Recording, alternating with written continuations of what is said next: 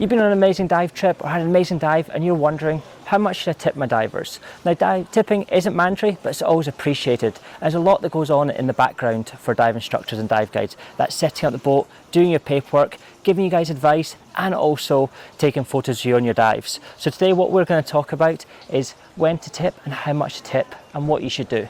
Let's do that and jump in and talk about scuba tipping. Let's go.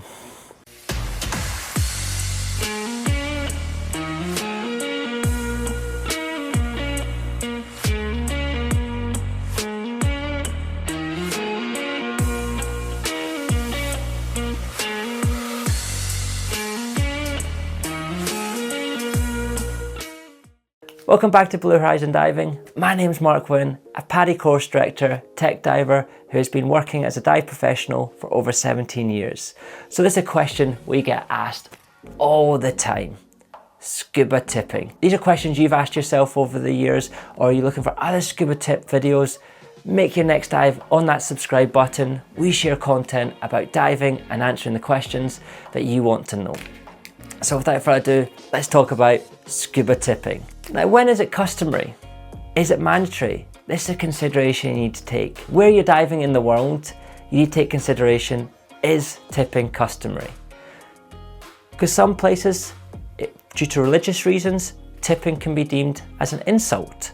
So you need to take that into consideration where you are in the world. I know you're thinking, getting money as a tip after a dive feels good to help your dive guides out, your instructors out, but it could be offensive in that area. So in those situations, what do you do? If tipping's not customary in that area, what's the best way to show your appreciation to them? Well, believe it or not, giving reviews go a long way. Doing a Google review, TripAdvisor, Facebook review actually goes a long way for dive crews, because the management see that, see those crew members are doing great jobs, and they'll actually shift those dive crew more and more because the customers are enjoying diving with them. They're giving great service. They're helping the dive centre improve its reputation or increase its reputation. So they end up prioritising those dive crew. So I know it seems simple, just 5 minutes going on, typing a Google review means the world to the dive centre and those crew members, because they love hearing the good feedback, and their managers or the owners see it and they get shifted, get put on more dives. So it actually helps them out a lot. But of course, cash is king at the end of the day. So if you are in areas where tipping is customary and you're thinking, how much tip my crew? Then you need to consider the type of diving that's happening. If you're on a dive, just a single tank dive, generally $5 to $10 is the usual tipping. If you're on a multi-day dives, so you're diving over multiple days, we generally say $15 to $20 per dive that you're doing if it's over multiple days. Now, if you're doing 10 dives, that could be almost $200 over 10 dives. But again, the one thing you need to consider is tipping is not mandatory. Tipping is appreciated and it's based on the service you believe. Tipping is discretionary. So if you want to tip $5, you can tip $5. If you felt you had a great experience and you want to give your guide for the day $50, that is absolute 100% fine. It really just comes down to you as an individual, what you experienced, how you felt the service was. Did you feel it's justified? So it is discretionary at your own discretion. However, I'm just going to give you general tips of what we see in the industry. So as we said, generally around about $15 to $20 per dive is what we see as a typical tip in the industry. When you're on liveaboards, it can really vary on your charter fee between $150 to $300. Again, we generally say around about 10 to 15% of your charter fee. So if your charter fee was $1,000, you're talking about a $100 tip. If your charter fee was $3,000, you're talking maybe a $300 tip. Of course, you've got to remember that tip will be put into a kitty altogether, divided around all the crew evenly. That means the kitchen staff, the maitre d', the deckhands, the captain, the dive crew, the ones maintaining all the dive tanks and the compressors, they all get a share of the tips. So that's a one-way thing to show your appreciation to everyone on the crew of a liveaboard. Same in resorts. Find out when you're at the resorts, is the tip direct to that crew member or is it shared? because you remember you've got the people filling the tanks at dive resorts every day, the ones who checked you in, sized you up the gear. If it's just going straight into the pocket of the dive guide and you want it to go to other crew members, then you need to tip around everyone. However, if it's like Dive Bermuda, which is great, where they do shared tips, so the tips all go in the jar, even if you pass it to the instructor, we put it in the jar, it is shared around the entire crew. In Australia, tipping is not customary, so we don't see tipping happen as much. However, there when you generally tip someone, it just goes to that person and it's not shared around the crew. So considerations to make when you're considering your tipping. Is it just going straight to the individual, or is it being shared around? But as I said, generally speaking, $15 to $20 per dive is a typical tip, but it is discretionary and at your own choice of how much you want to tip. Tip more, 100%. Tip less, that's your choice.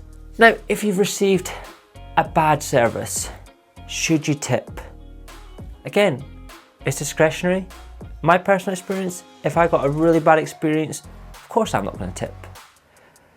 What I would do is I would then have feedback for them. I may have a quite constructive conversation of things that I thought that went badly and take them on board, and hopefully they learn from them. So for example, when I'm guiding and teaching, thankfully I've not had this happen, but if I've seen it happen to other crew members where they've given a bad experience, maybe they've just had a bad day, an off day, because some people don't have good days, as we all know, we're all humans, and they're just having a bad day personally, and sometimes they bring it to the workplace. It gives a bad experience to the customers. I've seen customers speak to them, they get offended. You got to handle it delicately. So maybe in those situations, if they're not feeling the conversation because they're having a bad day, don't approach it.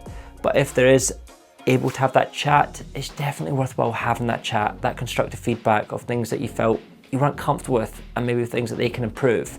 Personally, if I get feedback like that, I'll take it on board and then learn from it and improve my service, which overall will help improve the dive centre as well. If you feel you can't talk to that crew member who's giving you the bad service, you can always drop an email in of just from your experience, and then it will be taken on board in-house. They'll probably call you the dive centre, get some more information from you, and then look at help fixing that problem to provide a better service in the future. Because at the end of the day, that's the only way dive centres and dive instructors can improve, is by feedback from customers. But of course, always handle that very delicately.